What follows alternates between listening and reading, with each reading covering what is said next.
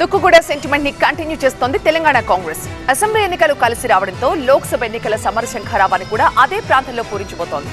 సభను విజయవంతం చేయాలన్న సంకల్పంతో ఏర్పాట్లను స్వయంగా పర్యవేక్షిస్తున్నారు ముఖ్యమంత్రి రేవంత్ రెడ్డి.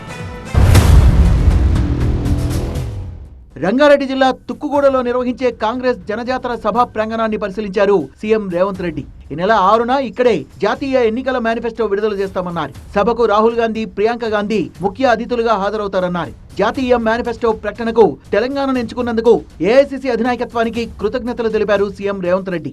జాతీయ స్థాయిలో భారతదేశ కాంగ్రెస్ పార్టీ ఎన్నికల మేనిఫెస్టో తెలంగాణ గడ్డ మీద విడుదల కాబోతుంది. మా అభిమాన నాయకుడు శ్రీ రాహుల్ గాంధీ గారు, మా అభిమాన నాయకురాలు శ్రీమతి ప్రియాంక గాంధీ గారు ప్రత్యేక ఆహ్వానితులుగా జాతీయ ఎన్నికల మేనిఫెస్టో విడుదల చేయడానికి ముఖ్య అతిథులుగా హాజరవుతున్నారు. గతంలో 6 గ్యారంటీల హామీలను తుక్కుగూడ సభలోనే ఇచ్చామని గుర్తు చేశారు సీఎం రేవంత్ రెడ్డి.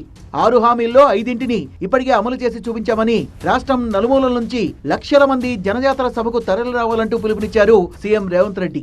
సెప్టెంబర్ 17, 2023 నాడు ఏ విధంగా అయితే లక్షలాదిగా తరలి వచ్చి సోనియా గాంధీ గారి, మల్లికార్జున్ ఖర్గే గారి నాయకత్వాన్ని బలపరిచిండ్రో 6 తారీఖు నాడు సాయంత్రం 5 గంటలకు అదేవిధంగా తెలంగాణ నలుమూలల నుంచి లక్షలాదిగా ఈ సభకు హాజరయ్యి జాతీయ స్థాయిలోనే తెలంగాణ కాంగ్రెస్ యొక్క కంచుకోట, తెలంగాణ కాంగ్రెస్ పార్టీ సొంత కుటుంబము అని చెప్పి నిరూపించడానికి మా కార్యకర్తలంతా సంసిద్ధులై ఈ సన్నాహక ఏర్పాట్లను అన్నిటిని కూడా పర్యవేక్షిస్తున్నారు.